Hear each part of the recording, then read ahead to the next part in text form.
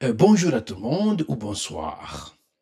Je suis né au Burundi en 1975. Depuis ce jour, j'ai survécu 5 coups d'État ou attentats de coups d'État, à une guerre civile, à l'exil et au silence. Ce n'est pas juste une histoire politique, c'est mon histoire.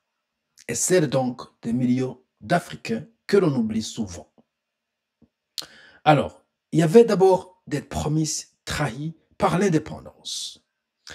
Après l'indépendance, dans les années 80, dans les années 60 donc, l'Afrique rêvait de liberté. On chantait l'indépendance, on levait des drapeaux. Mais très vite, les fusils ont remplacé les rythmes et les hymnes nationaux. Au Burundi, par exemple, notre prince et espoir, le héros de l'indépendance, Louis Guarasole, était assassiné en 1961 avant même de prendre ses fonctions. Ce fut le début d'un long cauchemar. Juste après sa mort, un certain Michel Michombero va en fait renverser le pouvoir du Mohamed ou du roi, et ça a été donc un début d'un pouvoir militaire meurtrier et sanguinaire sans renom. En 1972, on a vu beaucoup de gens mourir, tués par la machine étatique. 4 ans plus tard, en 1976, j'avais une année, Michel Michombero est renversé par Jean-Pierre Bagaza, ou Jean-Baptiste Bagaza plutôt, et en 1987, Bagaza est à son tour renversé par Pierre Buyoya. À chaque fois, ce sont des militaires qui prennent le pouvoir, et le peuple, il regarde, il se tait, il enterre ses morts. Mais j'étais encore enfant, comme je l'ai dit, je ne savais que quand les adultes baissent la voix, c'était grave, que quand les soldats venaient, il ne fallait pas poser de questions. Alors, en 1993, tout change.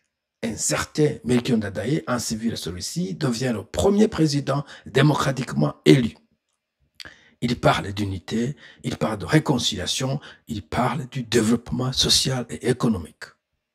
Malheureusement, 3 mois plus tard, il est assassiné, capturé, torturé et tué par des militaires. Ses ministres et ses proches sont aussi assassinés. Le pays explose. Les voisins s'entretuent, l'armée massacre. Les rebelles prennent les armes et moi je cours, je me cache. J'ai vu l'enfer sans quitter mon quartier. L'hécatombe donc continue. En 1994, un certain président Ndabyamira plutôt meurt dans l'avion abattu au-dessus de Kigali à l'aéroport. La guerre au Rwanda commence, mais nous, au Burundi, on continue de mourir en silence. 2 ans plus tard, en 1996, un certain Buyoya revient au pouvoir par un autre coup d'État, le deuxième après celui de Bagaza de 1987. Alors, c'était en fait en haut de la guerre civile qui va durer jusqu'en 2005. Des centaines de milliers de morts, des millions de déplacés, tant à l'intérieur qu'à l'extérieur. J'étais parmi ceux qui se sont réfugiés à l'extérieur et j'ai vu des enfants grandir sans école, sans pays et sans nom, dans les camps de réfugiés. Et même en paix, le sang coule encore. En 2015, il y avait tentative de coup d'État contre un certain Pierre Nkurunziza. Encore une fois, les gens se réfugient et les gens vont en prison. En 2020, il meurt subitement. On dit crise cardiaque. Beaucoup parlent d'empoisonnement, encore un secret d'État. Et que dire aux autres? Des généraux assassinés, des journalistes disparus, des opposants abattus, emprisonnés ou peut-être exilés, des défenseurs des droits de l'homme et consorts, tout dans le silence. Alors, pourquoi est-ce que je témoigne?